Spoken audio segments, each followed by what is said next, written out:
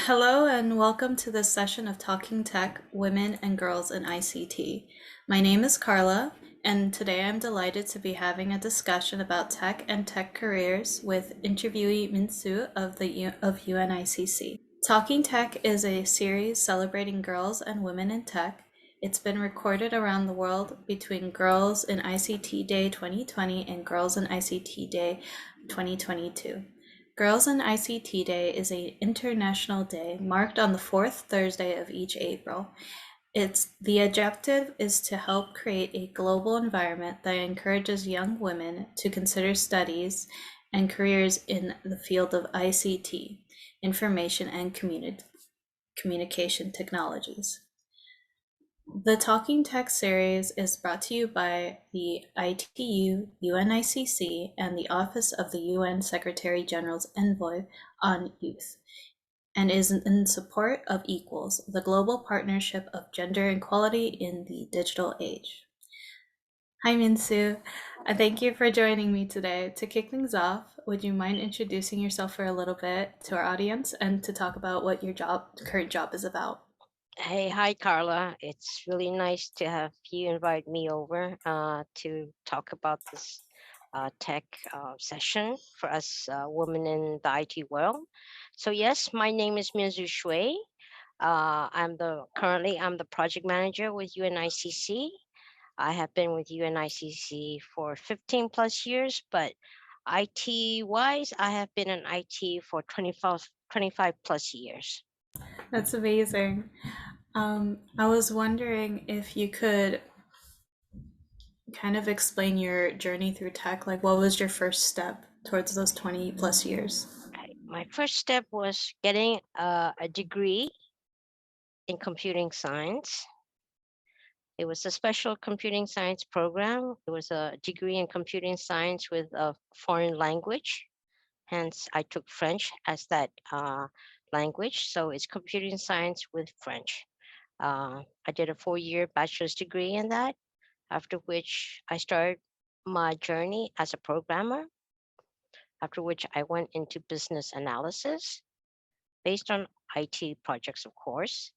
And after that, I went into data center operations, starting as a data center as an operator. That's how my journey started. When I started my long journey in in operations, I started as a data operator.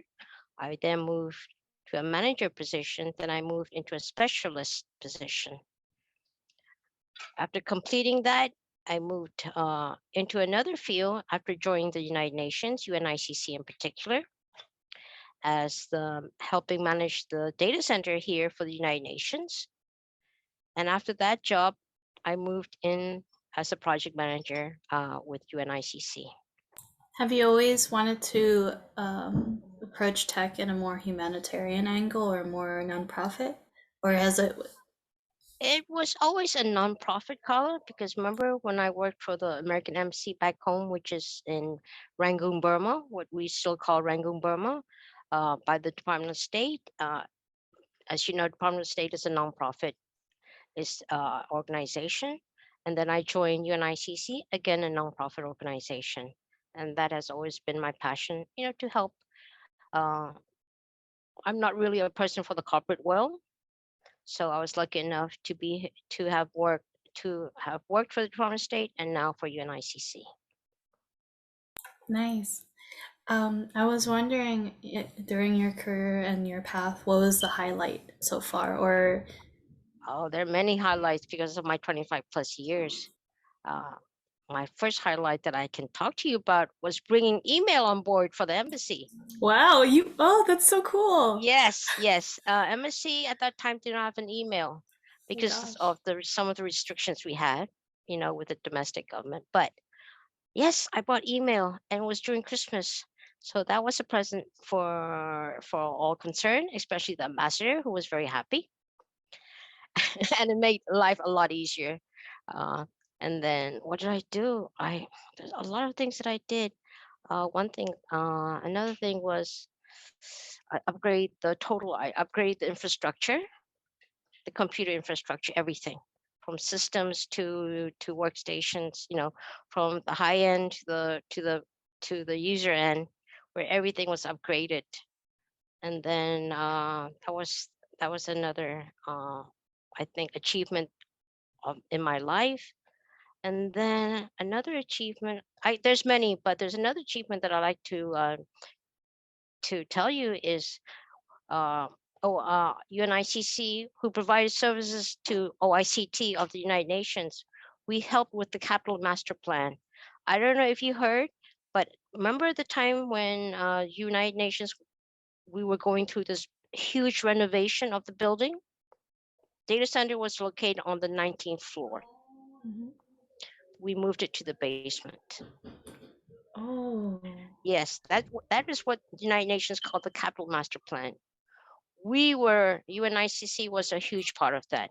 We did all the moves, meaning everything, moving equipment, rewiring the cables, everything that was involved in moving that entire data center from the 19th to the basement. That was UNICC's doing, with ours, with our assistance from the data center operations perspective. yeah, that sounds like a huge task to go It through. was, because we had to make sure, you see, we had to make sure that everything, I mean, it was a totally new infrastructure. There was nothing there. There was, it was just from scratch. We had to do everything from scratch, even Wow. bringing down the equipment ourselves. That was a challenge, but very interesting and very rewarding in the end, Carla. I'd tell you. That's good to hear. It sounds like it was like a long time commitment, not only time Yeah. commitment, but also complexity of leadership, you Yes. know? Yes. Yes. Yeah. Yes. It had to be well planned. Hmm. Had to be very well planned.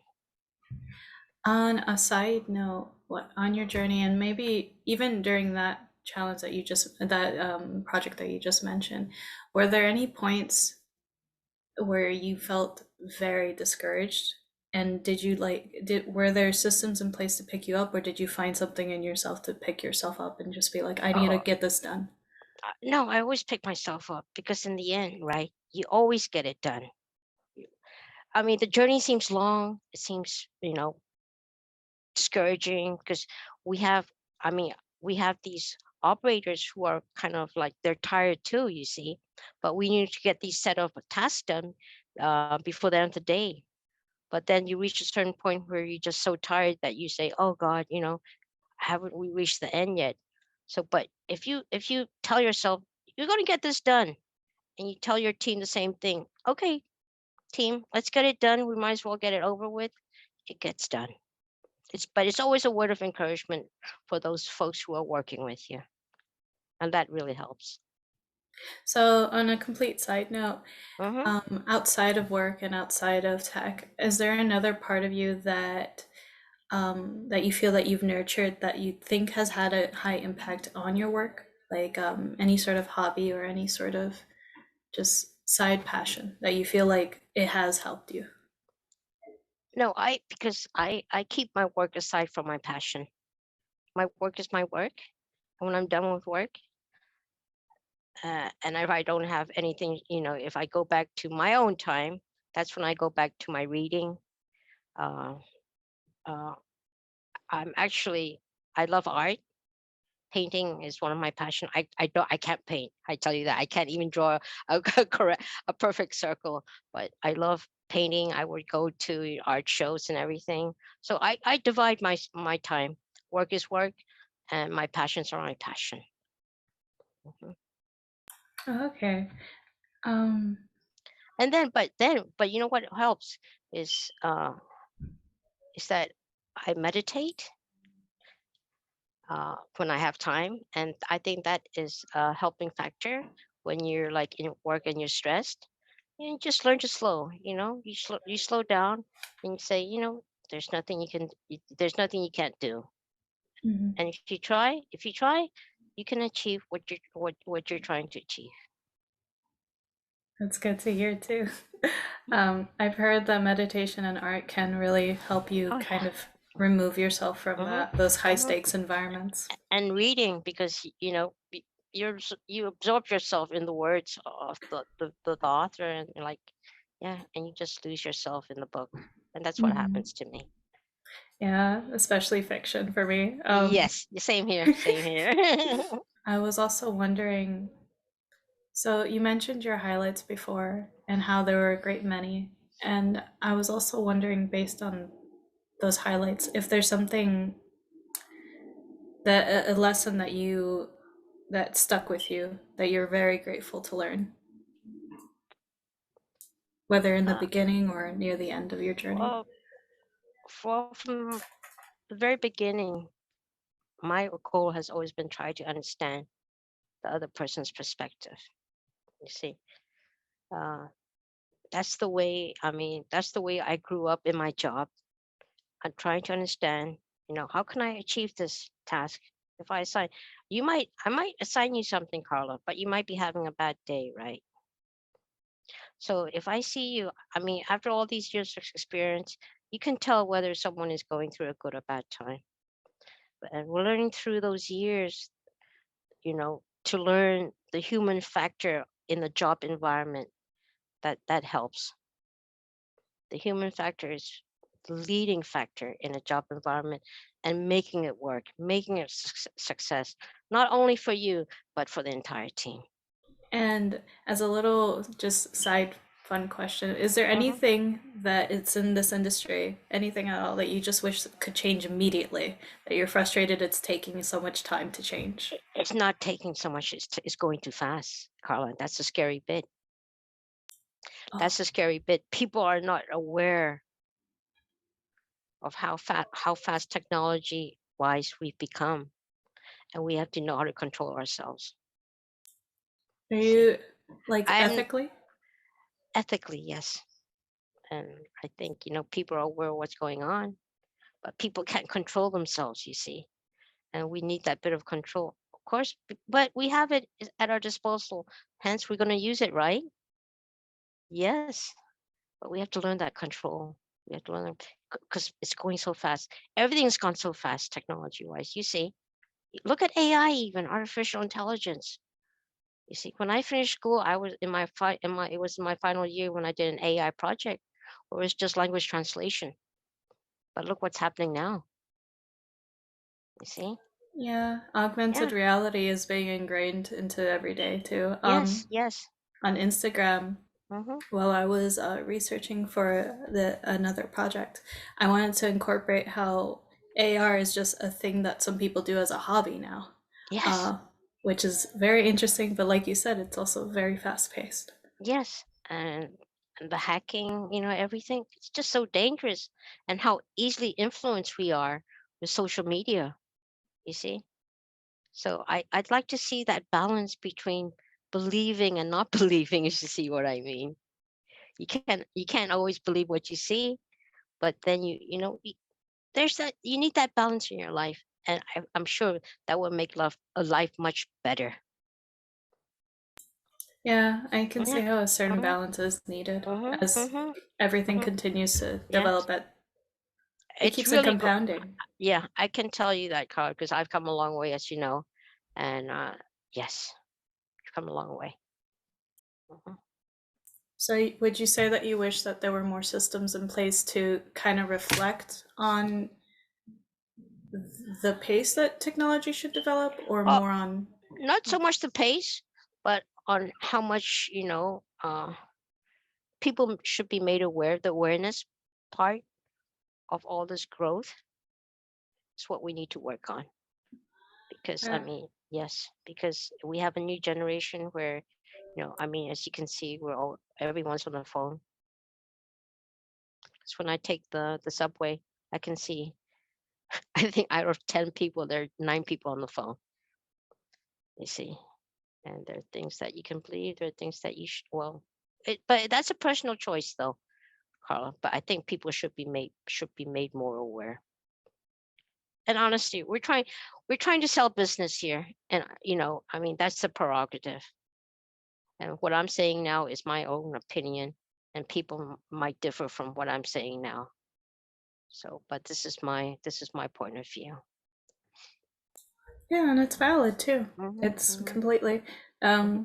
There are two sides to ingenuity and Hmm. development, and Yes. it's good to be aware of that Yes. completely. Uh-huh. So this kind of branched actually into my next question, where Sure. what are you looking forward to as the industry continues to evolve and continues to grow, like what we said earlier? My first question is, can we grow more?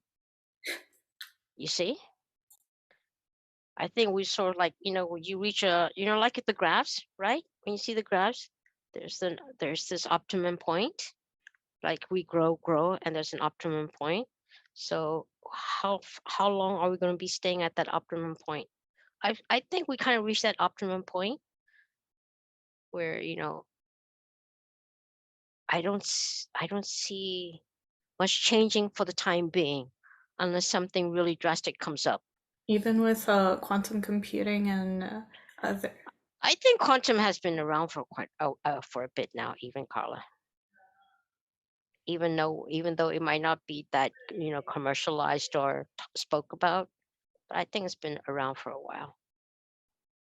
Mhm. Remember that old movie 2001: Space Odyssey? I still haven't watched it. I'm sorry, but Yeah, but take a look. Alan, Take a look. Yeah, yeah. The HAL computer. mhm, Yeah, all of that. All of that. I'll It's definitely give it a watch. yeah. Take go back to the literature of the old days. Even look at Jules Verne. Those are classic literature. But you see, even look at what's George Orwell's his books. Look at them. You see, they all reflect what we're going through now. So yes, but I think at this point we've reached that place. But one time we might have a spike, or we might just go down again.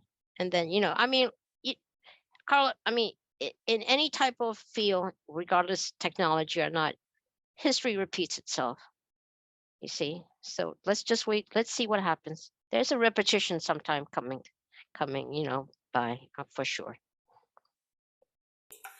Yeah, I can see that too. Hmm. Definitely. Hmm. As everything continues to kind of grow in the virtual sphere rather than the Hmm. physical sphere. Yeah. Hmm. Hmm. I can see how that history is about to just go again, and Yes. it's Yes. very interesting Yes. times, Uh-huh. especially Exactly. because of the past 3 years and what's been happening. Yeah. Everything's just But even quicker. even quicker. But you see, because of technology, look how fast we were able to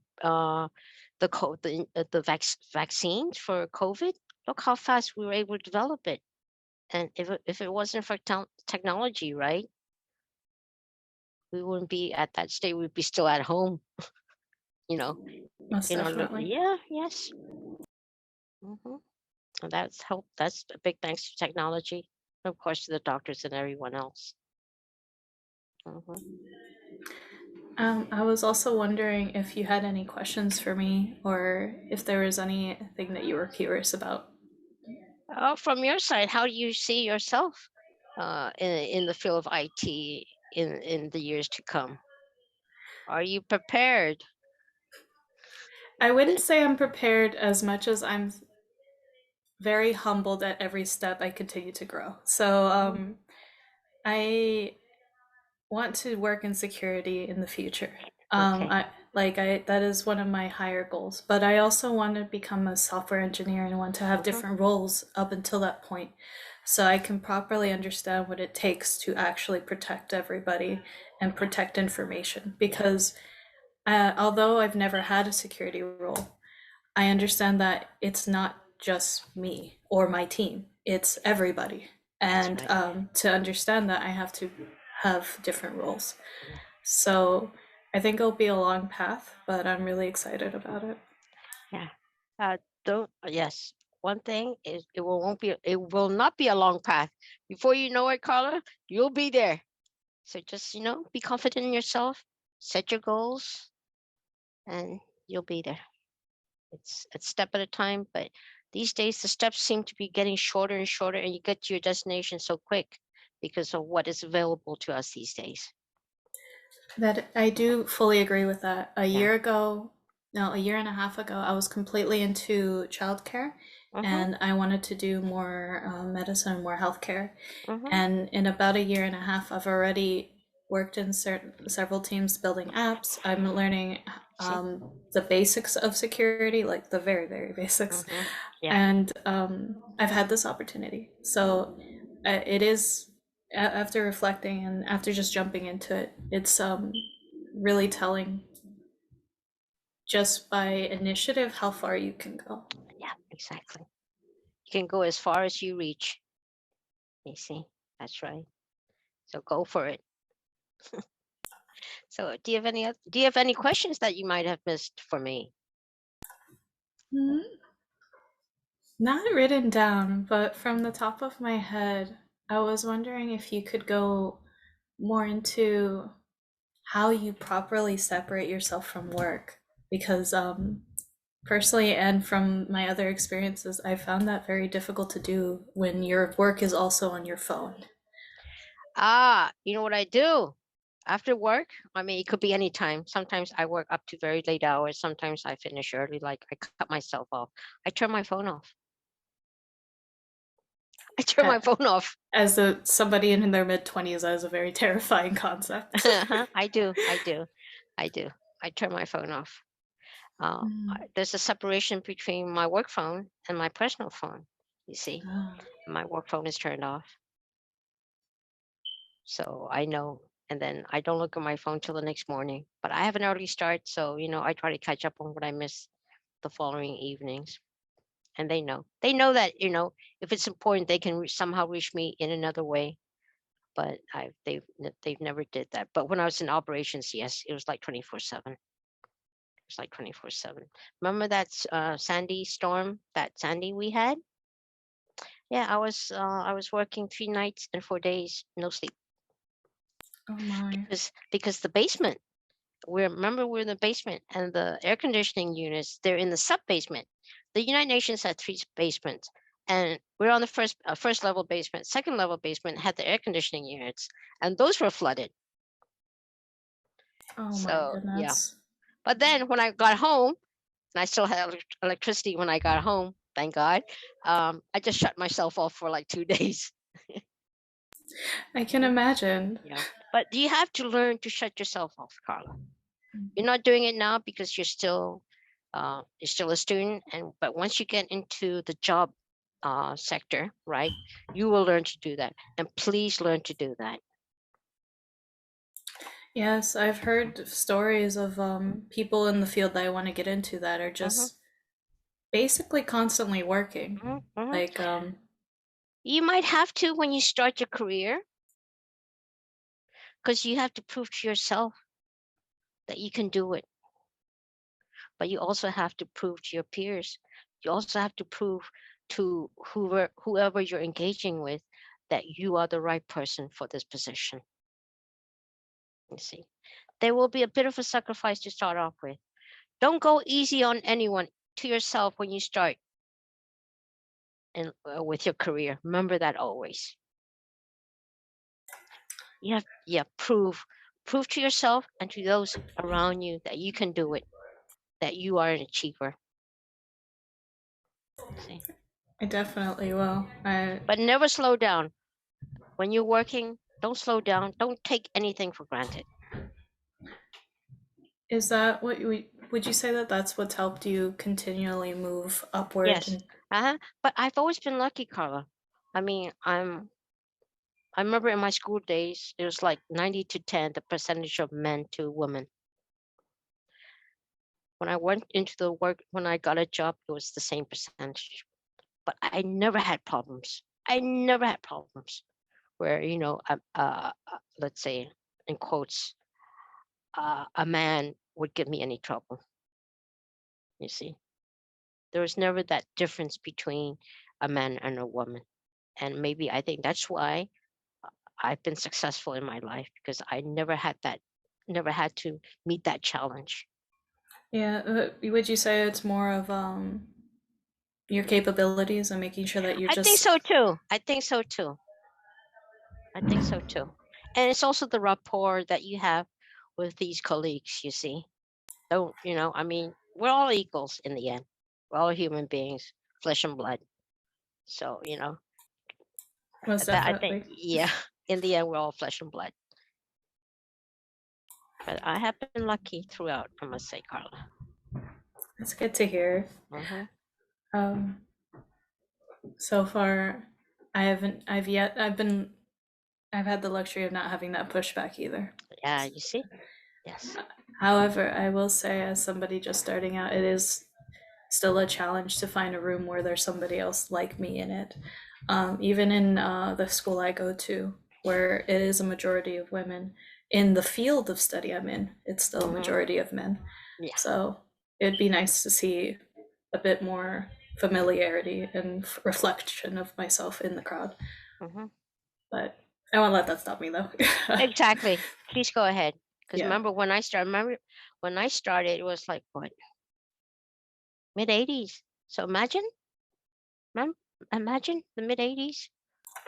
Yeah, I was reading. Oh, I'm sorry. No, go Continue. ahead. Go ahead, please. I was reading The Soul of New Computer, or The Soul of a Computer by Kepler.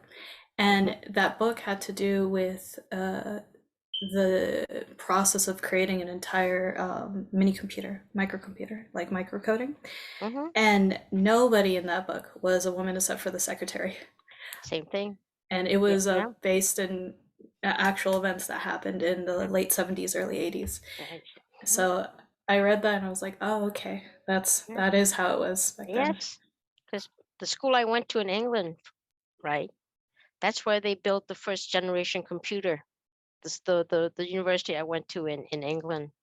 So hence, all these engineers became teachers, our professors, but they were all men. Yeah, but it's nice that things are changing. We're a bit getting more. there. We're getting there for sure, Carla. Us as women, we have to be confident and say, I can do it. Regardless of what you tell me, I don't care. If you know you can do it for sure, Carla. Oh yeah, I believe in that. I think the biggest factor that's helped me is to literally jump into it with just believing in yourself. Don't question yourself. Don't question other people saying, do you think I can do it? Never. You can, if you know you're there and that you can reach that certain point, just go for it. Most definitely. And to just not be too discouraged with no, never be discouraged. There'll be ups and downs. It's part of life. Part of life is experiencing good times, bad times, but please don't let those bad times get to you. Because there's always this, like now, it's so cold, it's incredible. But then we know there's a sun sometime in the next few months to come, right? Yeah, the summer's gonna come soon. Yeah. Despite 20 inches of snow. Yeah, exactly. So just look at it the way, just look at it this way. Seasons will change, hence life will also change, just like the seasons. And I think with that, I think that's a perfect way to wrap up our session, actually, for All Talking Tech. All right. So thank you so much, Myinzu, for your conversation with me. Thank you to you, Carla, and I wish you the very best in your endeavors. Thank you. I wish you the best too.